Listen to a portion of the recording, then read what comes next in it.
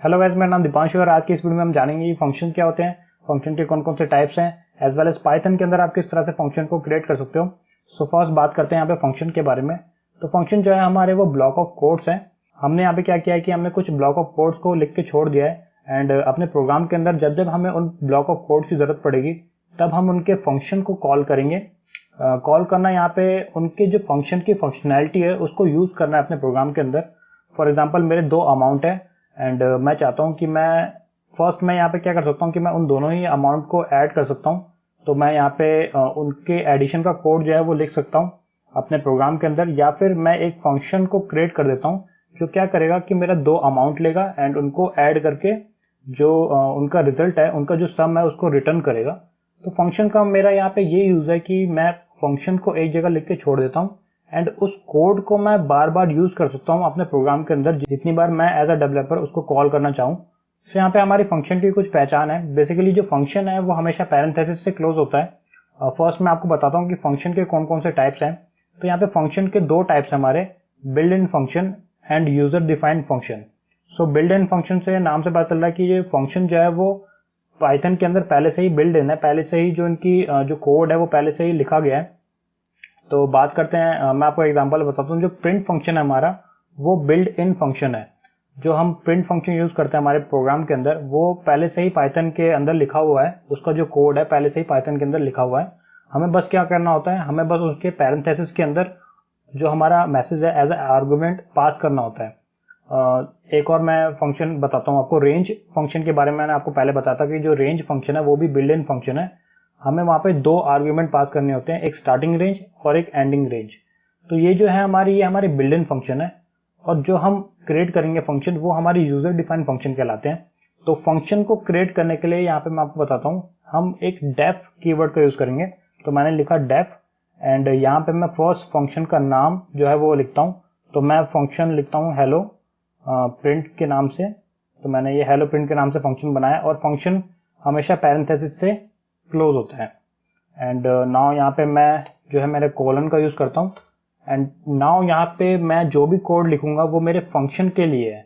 जो मैंने hello print function बनाया है उसके अंदर मैं क्या फंक्शनैलिटी, उस फंक्शन की क्या फंक्शनैलिटी चाहता हूँ वो मैं यहाँ पे अब डिफाइन करूंगा। तो मैं चाहता हूँ कि मेरा जो फंक्शन है जब भी मैं इसको कॉल करूँ वो मुझे प्रिंट करे, तो वो मुझे हेलो वर्ल्ड के नाम से जो है एक मैसेज प्रिंट करे। तो मैंने यहाँ पे लिखा हेलो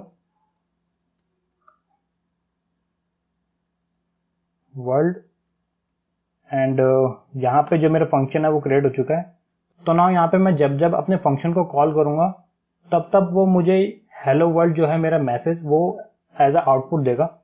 तो कॉल करने के लिए यहाँ पे बस आप खाली फंक्शन का नाम लिखो एंड उसके पैरेंथेसिस को क्लोज करो।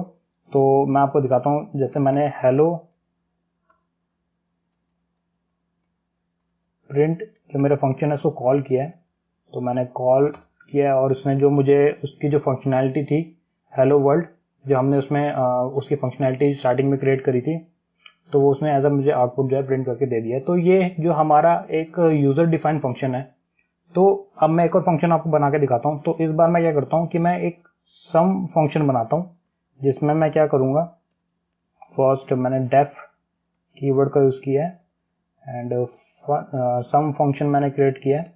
तो अब यहाँ पे मैं एक वेरिएबल बना रहा हूँ जिसमें मैंने 10 स्टोर किया है एंड बी मैं एक और वेरिएबल बना रहा हूँ जिसमें मैं 30 जो है स्टोर कर रहा हूँ एंड सी एक वेरिएबल है जो इन दोनों ए और बी जो वेरिएबल है उनका सम होल्ड करेगा। तो एंड लास्ट में मैं प्रिंट करता हूँ मेरे सी को। So sum of A and B is comma C जो हमारा वेरिएबल है। तो यहाँ पे मेरा जो फंक्शन है उसकी मैंने फंक्शनैलिटी जो है वो लिख दी है।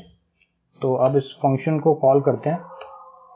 सो अब मैं जब सम मेरे फंक्शन को कॉल करूंगा तो मुझे वो आउटपुट देगा। So as you can see यहाँ पे उसने मुझे आउटपुट दे दिया that sum of A and B is 40। तो इस तरह से जो है हम अपने फंक्शन को क्रिएट कर सकते हैं।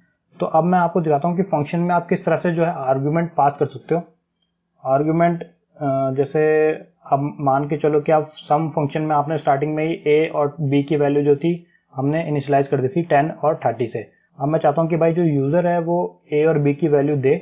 एंड मेरा फंक्शन क्या करे कि भाई वो ए और बी की वैल्यू ले और आउटपुट दे जो मेरा सम होगा उन दोनों ही वैल्यू का।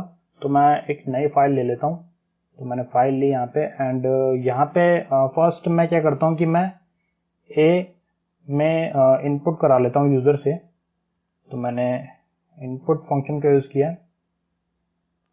ओके, तो यहाँ पे एक मैसेज दे देते हैं, enter A, enter value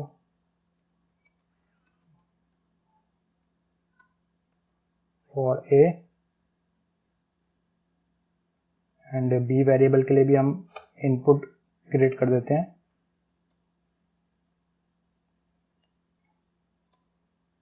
okay, तो अब यहाँ पे पहले फंक्शन क्रिएट कर लेते हैं हम। तो मैंने डेफ कीवर्ड का यूज़ किया एंड सम मेरा फंक्शन है जो आर्ग्यूमेंट मेरी लेगा ए एंड बी। तो ये 2 आर्ग्यूमेंट लेगा मेरी एंड यहाँ पे मैं क्या करूँगा कि रिटर्न करूँगा। तो यहाँ पे रिटर्न, तो बेसिकली हम फंक्शन जब भी क्रिएट करते हैं हम तो रिटर्न का यूज़ करते हैं, रिटर्न कीवर्ड का। तो ये एक अच्छी प्रोग्रामिंग है मैं कहूँ, या फिर मैं एक अच्छा कोड लिखने का तरीका है कि हम जब भी फंक्शन का यूज़ करें तब हम उसमें रिटर्न जो कीवर्ड है उसका यूज़ करें। तो मैंने रिटर्न क्या किया है कि मेरा जो ए और बी का सम जो आएगा, जो भी आएगा वो उसको रिटर्न करके दे देगा मुझे। तो मैंने यहाँ पे फंक्शन क्रिएट कर लिया है एंड यूज़र से भी मैंने भाई जो मेरे इनपुट है वो ले लिए। तो अब इस प्रोग्राम को रन करते हैं, ज़रा सेव कर लेते हैं उससे पहले। तो मैं इसको सेव करता हूँ सम के नाम से। सो रन करते हैं by control F5 and value डालते हैं, enter for value A, let's say 100 and enter a value for B, let's say 200। सो यहाँ पे इसने मुझे कुछ आउटपुट नहीं दिया है। सो देखते हैं क्या हुआ है। सो गाइज बेसिकली यहाँ पे जो मेरा फंक्शन है उसकी फंक्शनैलिटी मैंने क्रिएट तो कर दी थी, साथ ही साथ मैंने उसमें इनपुट भी दे दिए थे, बट इसने मेरे फंक्शन को कॉल नहीं किया है क्योंकि हमने यहाँ पे फंक्शन को कॉल ही नहीं किया। तो यहाँ पे एट लास्ट हम फंक्शन को भी कॉल कर लेते हैं। सो यहाँ पे मैंने फंक्शन को कॉल किया एंड यहाँ पे मेरे ए और बी जो आर्ग्यूमेंट है फंक्शन के अंदर जाएंगे। तो अब नाउ उसको सेव करके कॉल रन करते हैं एंड नाउ अगेन यहाँ पे मैं 100 मेरी वैल्यू देता हूँ for A and 200 for B. So guys यहाँ पे अगेन दिक्कत आ रही है, एक बार ज़रा दोबारा देखते हैं। आपके बाद में क्या करता हूँ कि मैं प्रिंट फंक्शन के अंदर ज़रा इसको पास करता हूँ इस फंक्शन को मेरे। तो मैंने यहाँ पे क्या किया है कि sum of A and B is जो मेरा फंक्शन है एंड उसको मैं प्रिंट करता हूँ। सो सेव करते हैं एंड देन रन करते हैं बाय कंट्रोल F5 एंड 100 मेरी for A and 200 for B. So as you can see यहाँ पे जो हमारा फंक्शन है वो रन हो चुका है। बेसिकली पहले क्या हो रहा था कि मेरे फंक्शन जो था वो प्रॉपरली कॉल नहीं हो रहा था, तो इसलिए यहाँ पे मैंने प्रिंट फंक्शन के अंदर जो है मेरे फंक्शन को कॉल किया है। सो इस तरह से मेरा जो यूज़र डिफाइन फंक्शन है वो क्रिएट होते हैं। सो गाइस इस वीडियो में मैं इतना ही रखता हूँ। बेसिकली इस वीडियो में मेरा मोटिव यही था कि आपको फंक्शन के बारे में एक आइडिया हो जाए कि फंक्शन आप किस तरह से क्रिएट कर सकते हो।